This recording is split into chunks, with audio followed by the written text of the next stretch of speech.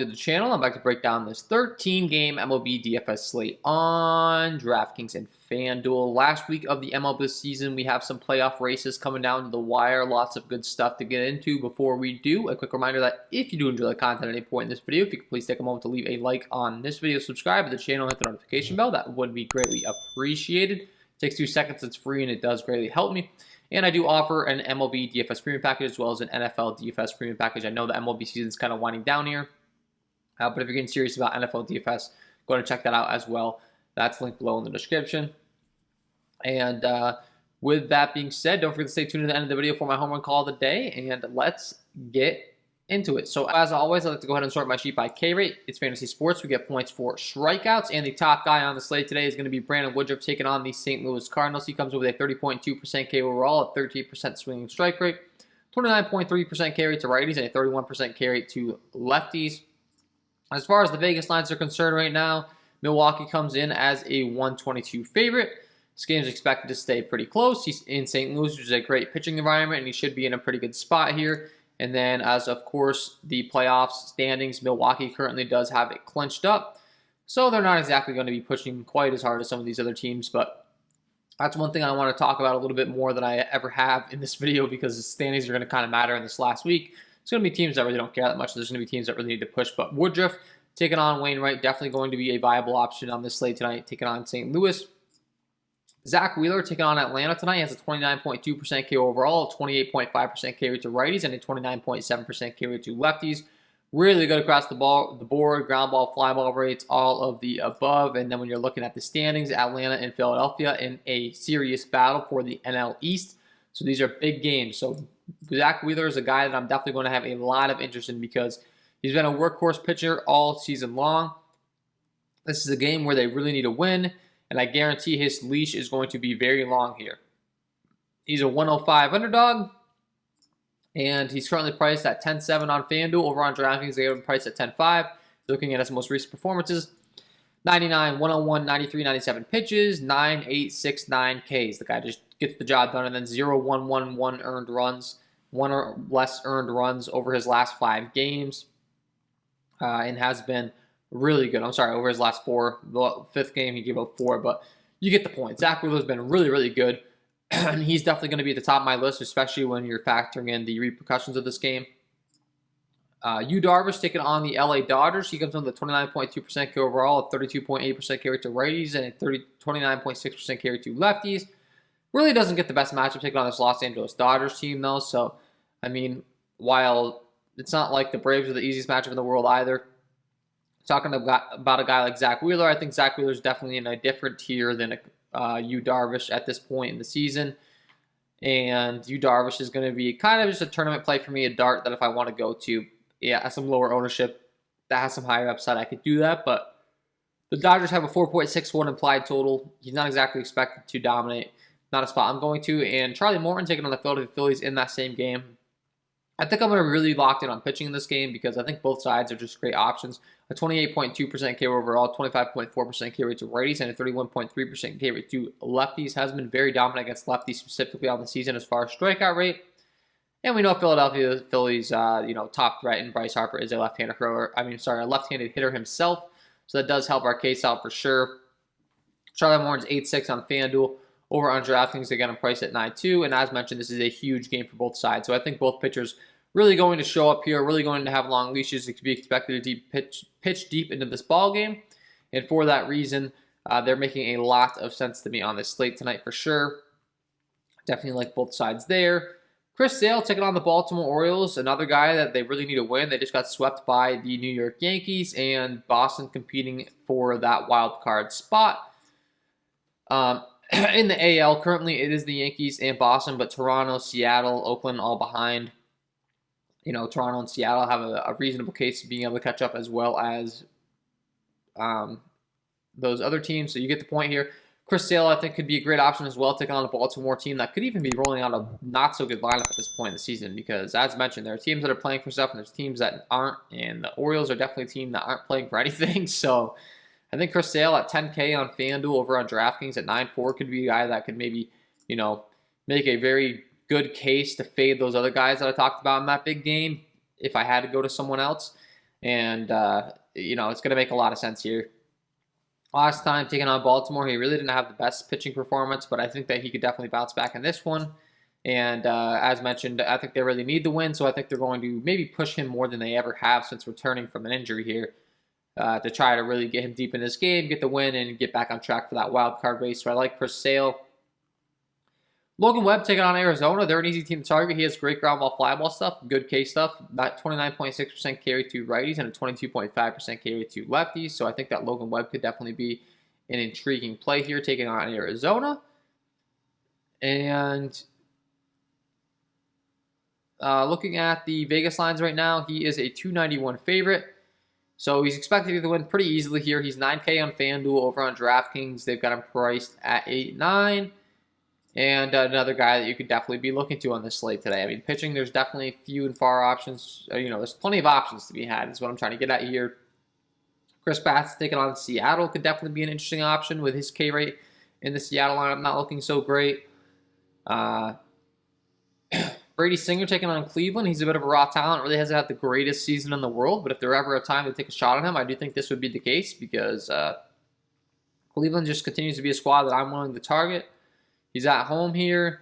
Cleveland, there's plenty of strikeouts to be had up and down this lineup. I think that he could be an intriguing dart play. It's not safe, don't get me wrong, but I think he could pay off for you in tournament, so I wouldn't mind going to him. And then things start to fade out pretty quickly here. I'm really not all too interested in any of these guys down here. AJ Alexy taking on the Angels just because I continue to target the Angels and packing on in that same game. Texas, Charlie Barnes taking on Detroit. I mean, these are the teams I've been targeting towards the latter half of the season. Alexy is not a bad option, I feel like, as far as the Vegas totals are concerned. Both teams have 4.5 applied totals. Alexy 6-7 on FanDuel, not in 6-2 on FanDuel. I think both these guys you could take a shot on in tournaments just because of their opponents. It's not like these guys have elite stuff, but Texas and the Angels, both teams that have really been struggling offensively. And we've seen AJ Alexy flex his upside his first couple of games in the league, taking on the likes of the Angels and the Colorado Rockies, which are much friendlier matchups. The last few times out, hasn't done so good, but he's been taking on Houston and the New York Yankees. Both lineups are very, very good lineups. So going back to that, weaker matchup, he could probably excel in what was a matchup where he struck out 7 guys through 6 innings pitched last time. I mean, that's a great performance. I think he could definitely be a viable option again. And he's definitely a great cheap option at the pitching position if you really want to pay up for some bats. And with that being said, let's go ahead and transition over to bats. As always, I like to go ahead and sort my sheet by Sierra, scale interactive ERA. It's a good way of determining how good a pitcher's been so far in the season and how good they're expecting to be in the future. I like to do it by worst to best, and AJ Alexy is the worst, the guy that I just told you to play. But like I said, I think these numbers are a little bit skewed. We're dealing with an 18 innings pitching sample size. You're taking on 2 pretty tough opponents. The Angels are not exactly that tough opponent. You can definitely stack them up, don't get me wrong, with Marsh, Ohtani, Gosselin, Jared Walsh. But the rest of the lineup is really not very enticing. Max Stats at the catcher position has some power. Don't get me wrong, you can definitely stack against them. It's just, I kind of feel like I'd rather play him. Charlie Barnes taking on the Detroit Tigers. Ground ball, fly ball stuff's not good. Hard contact stuff's not good. He gets a 490 slugging to righties, a 286 slugging to lefties.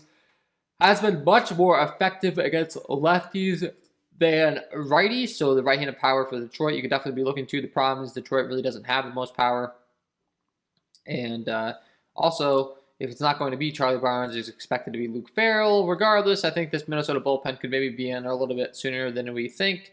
Same for the Tigers side. Both teams' pitching staffs are absolutely terrible, so that'll be intriguing to see how this game goes down. But yeah, so I definitely think you stack up the Tigers, Akil Baddoo, Jonathan Scope, Robbie Grossman, Miguel Cabrera, Jeimer Candelario, all the above if you want to go there. Packing on, taking on Texas. Once again, the guy that we just talked about that's not good, but the opponent's really not good. His ground ball fly ball is pretty good. He's honestly not a guy that I'm looking to stack against with Texas' lineup. It's just, that's I guess a low-end option once again. If you want to go to Texas, I want to call you crazy. They have some guys that can hit lefties. Isaiah Kenneth-Fafella, Adolis Garcia, Andy Ibanez, DJ Peters, Jose Trevino, Charlie Culberson, all decent against lefties, but I'm not getting all too excited if we're being honest. Tyler Alexander taking on Minnesota.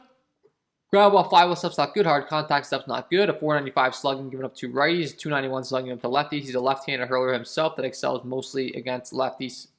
Righties, he's given up a lot of hard contact.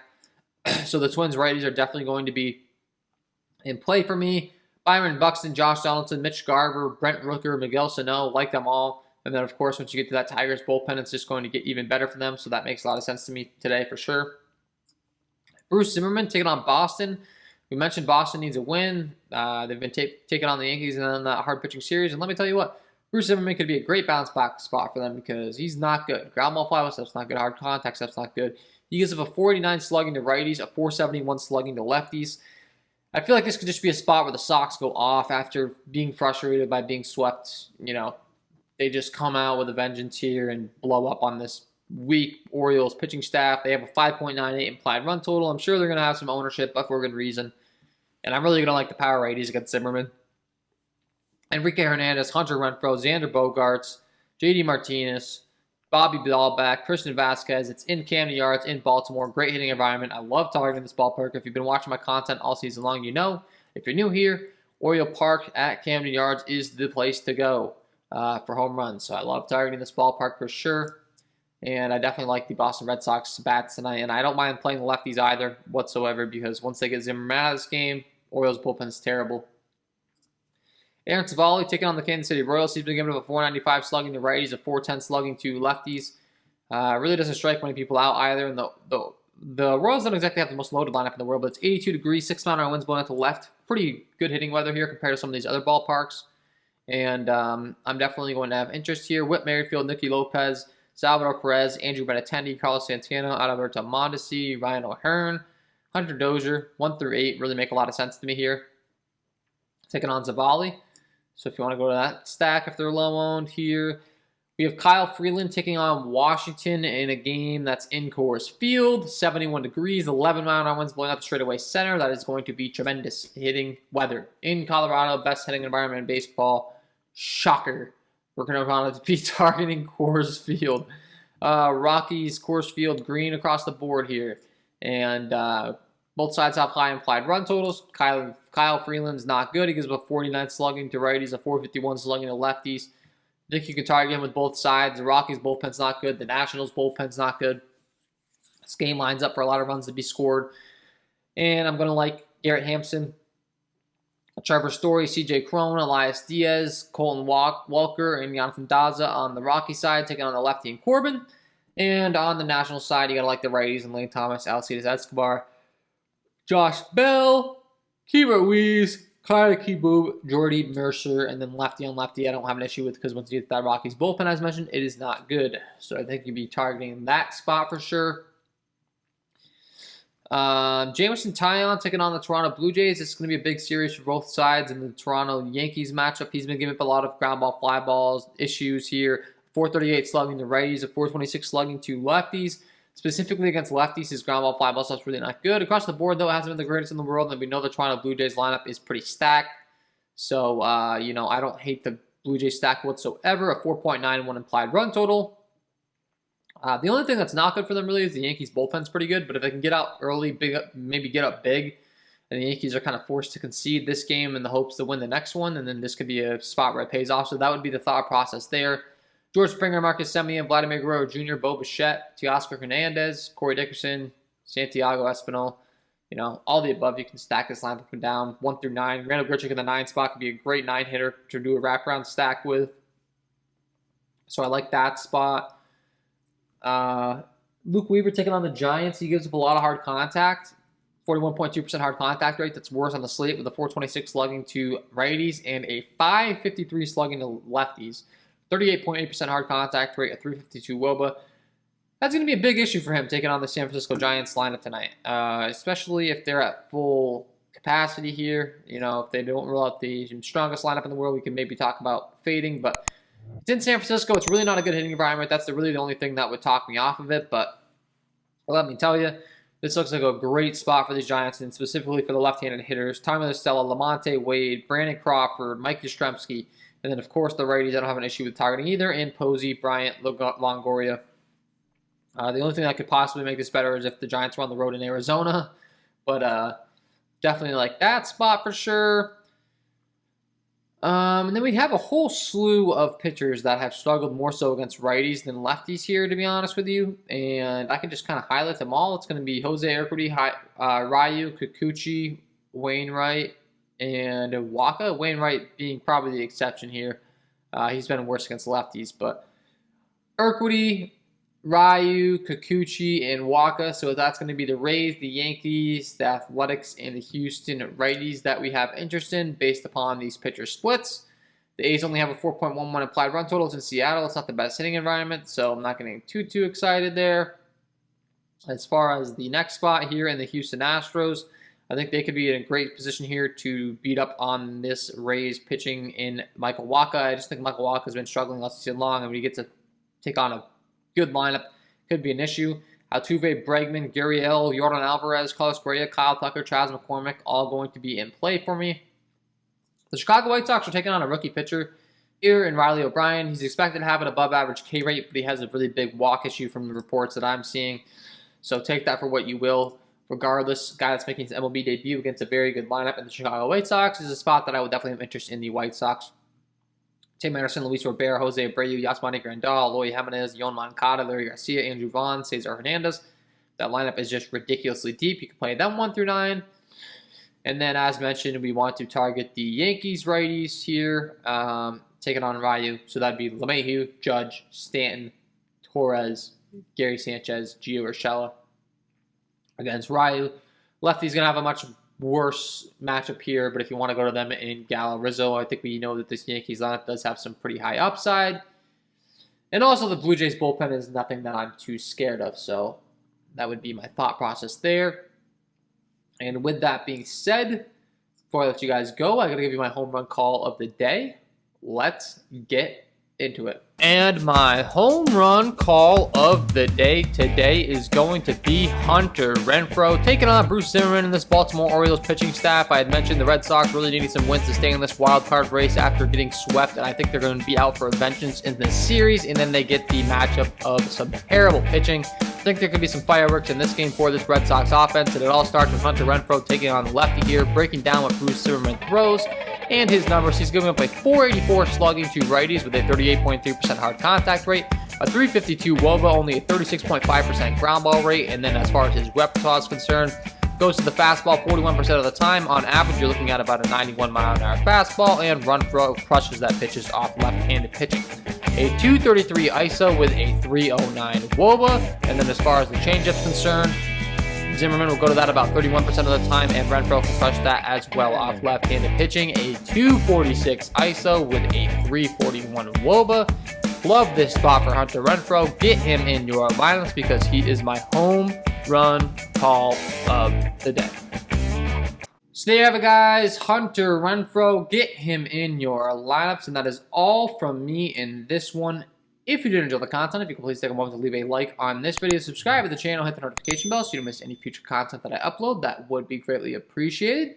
Wish you guys all the best of luck tonight, and we will see you in the next one.